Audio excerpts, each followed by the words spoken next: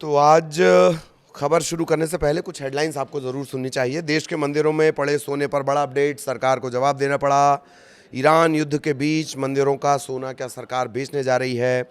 क्या मंदिरों में रखा सोना बेचकर पैसे वसूलेगी सरकार? इस तरह की दरअसल हेडलाइंस बन रही थी। व्हाट्सएप एरा चल रहा है और यही वजह है कि जब इस तरह की बातें निकल कर आई तो फिर सरकार की तरफ से स्पष्टीकरण भी आया। क्या वो स्पष्टीकरण आया है? क्या गोल्ड मोनेटाइज करने की बात हो रही थी? क्या ये भी हो रहा था कि मंदिरों के शिखर पर या गर्भगृह में या कहीं भी जो गोल्ड लगा हुआ है, सोना लगा हुआ है, वो सरकारी संपत्ति कर दिया जाएगा? इस तरह की तमाम तरह की बातें आई और उसके बाद स्पष्टीकरण देना पड़ा। नमस्कार, मैं ललित प्रजापति। इसी के इर्द गिर्द चर्चा करेंगे। और सोशल मीडिया पर यह दावा किया जा रहा था, बहुत सारे लोगों को मैसेजेस आ रहे थे, व्हाट्सएप पर इस तरीके के लंबे चौड़े मैसेज आ रहे थे कि केंद्र सरकार देश भर के मंदिर और धार्मिक संस्थानों में रखे सोने को जब्त करने की योजना बना रही है। अफवाहों में यह भी कहा सरकार मंदिरों को सोने के बदले उन्हें गोल्ड बॉन्ड जारी कर देगी।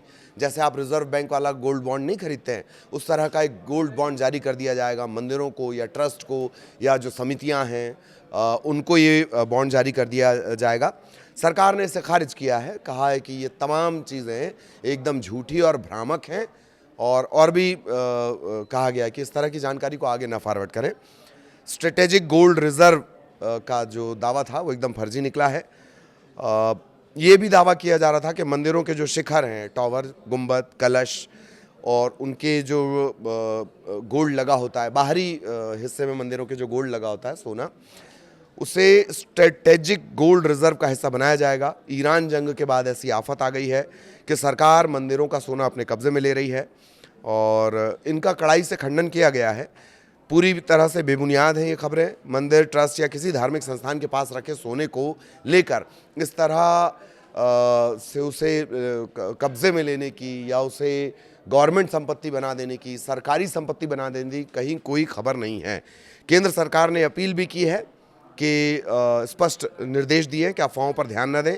इस तरह की जो अफवाहें आ रही हैं और अगर आ जाएं आपके मोबाइल पे तो कम से कम ये तो ना करें कि आप उसे आगे साझा करें।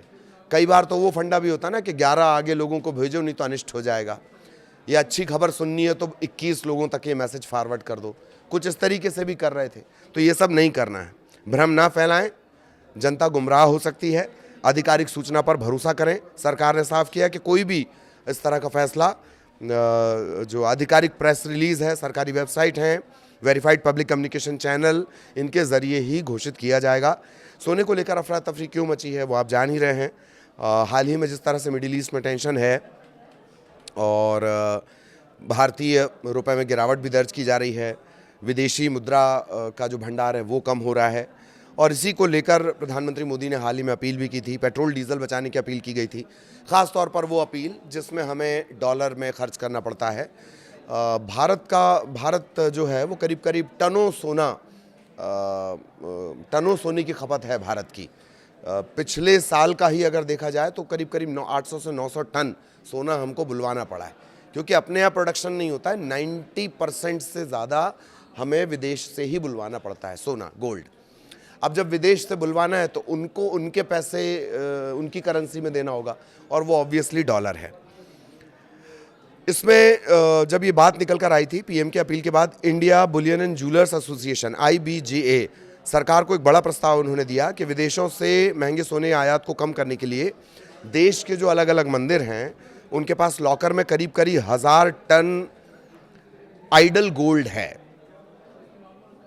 ये बात क्यों निकली थी? ये बात इस वजह से निकली थी, तो जो India Boolean and jewellers association है, IBJA जिसे कहा जाता है, इसने ये सजेस्ट कर दिया था कि जो मंदिरों में पड़ा हुआ है ना 1000 टन के आसपास गोल्ड, उसे गोल्ड मुद्रीकरण योजना के तहत बाजार में सर्कुलेशन के लिए लाया जाए ताकि बाहर से नया सोना ना मंगवाना पड़े। अब उसे कुछ इस तरह से इंटरप्रेट किया गया, इस तरह से घुमाया गया, इस तरह से सर्कुलेट किया गया कि ये भ्रम पैदा हो गया कि सरकार मंदिरों का सोना कब्जा करने जा रही है। वित्त मंत्रालय ने भी तमाम दावों को खारिज कर दिया है। झूठा, भ्रामक और बेबुनियाद बताया गया है। बात निकली है तो थोड़ा और आगे तक इसे लिए चलते हैं। अगर सिर्फ मंदिरों में सोने की बात कर ली जाए, टेम्पल इकॉनमी की बात कर ली जाए, तो जो तमाम दुनिया के मंदिर हैं उनमें सबसे ज़्यादा है। अपनी कई रिपोर्ट्स में हमने ये भी बताया है कि मंदिरों का सोना छोड़िए, भारतीय घरों में अलग अलग अनुमान के मुताबिक 25,000 से लेकर 30,000 टन सोना भारतीय घरों में रखा है। ये सरकार, वो सरकार, इस सरकार, उस सरकार, बहुत बार ऐसी कोशिश की गई कि किसी तरह उस पैसे गोल्ड को इकॉनमी में लाया जाए, लेकिन ज़्यादातर मामलों में वो फेल ही हुआ है, क्योंकि भारतीयों का दिल सोने से जुड़ा हुआ है, वो हमारी संस्कृति का भी हिस्सा है। और ये भी हमने आपको बताया है कि कैसे तमिलनाडु जो है, तमिलनाडु ज्ञात मानव सभ्यता के इतिहास जब वहाँ लिखना शुरू होता है तमिलनाडु का, तभी वहाँ गोल्ड कनेक्ट हो जाता है। करीब करीब 2000 साल पुराना इतिहास है तमिलनाडु और सोने का। भारत का भी ऐसा है। तो भारत के पास अथाह सोना है। अमेरिकी खजाने से 3 गुना सोना मंदिरों और घरों में रखा हुआ है। भारत के जो केंद्रीय बैंक है उसके पास करीब करीब 800 टन सोने का भंडार है। घरों का हमने आपको बताया, भारतीय घरों और मंदिरों में 30,000 टन से ज़्यादा सोना है। सिर्फ मंदिरों में खजाने की बात कर ली जाए 4,000 से 5,000 टन है। 4,000 से 5,000 टन सोना है। और अमेरिका के पास 8,931 टन गोल्ड रिजर्व है, वो वहाँ पूरी इकॉनमी में शामिल है। भारत की जो टेम्पल इकॉनमी है, एक रिपोर्ट के मुताबिक वो कहती है कि सबसे बड़ी ये ताकत है। अच्छा, ये आपने मंदिरों के हिसाब से भी एक आंकड़ा है, दिलचस्प है, आपको सुनना चाहिए। पद्मनाभ स्वामी मंदिर केरल, ये वही मंदिर है कि एक तहखाना खुला, वहाँ से ये मिला, वहाँ से वो मिला, उस तहखाने के अंदर क्या है, कोई जा रहा है तो उसको कुछ उसके साथ अनहोनी हो जा रही है, वो है पद्मनाभ स्वामी। भगवान विष्णु को समर्पित ये मंदिर है। 1300 टन सोना इसके पास करीब करीब। तिरुपति मंदिर, इसे आप जानते हैं, बहुत फेमस है। तिरुपति बालाजी, जिन्हें आप बाल चढ़ाकर आते हैं, 11,329 किलो सोना। शिरडी साई मंदिर 380 किलो सोना। मीनाक्षी मंदिर मदुरै करीब करीब 300 किलो सोना। जगन्नाथ मंदिर ओडिशा 150 किलो सोना। अगर मंदिरों का सोना भारतीय खजाने में आ जाए तो क्या हो? अब ये हाइपोथेटिकल क्वेश्चन है। मंदिरों की मैनेजमेंट सरकार को सौंपे जाने को लेकर ही इतना विवाद है, तो मंदिर के सोने को लेकर सोचिए कितना विवाद हो जाएगा। तो भारत का अगर ये मंदिर का जोड़ भी दिया जाए तो ये 4,880 टन हो जाता है। 880 टन आरबीआई का हो गया, उसमें 4,000 टन और जोड़ दीजिए, 4,880 टन हो जाता है। और पूरा अगर देखा जाए कैलकुलेशन तो ये करीब करीब 30,000 टन पहुंच जाएगा। तो बहुत कोशिश की गई कि इस तरह के जो मंदिर हैं या लोगों के घरों में जो सोना है, लोगों का पर्सनल गोल्ड, वो इकॉनमी में आ जाए, फ्लो में आ जाए, वो कामयाब नहीं हो पाया।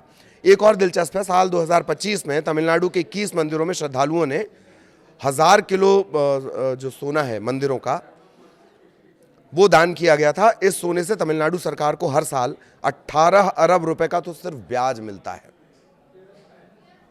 2025 में तमिलनाडु के 21 मंदिरों में श्रद्धालुओं ने जो सोना चढ़ाया, 1000 किलो सोना सरकार को उन्होंने दान दे दिया। तमिलनाडु सरकार को हर साल 18 अरब रुपए का ब्याज मिलता है।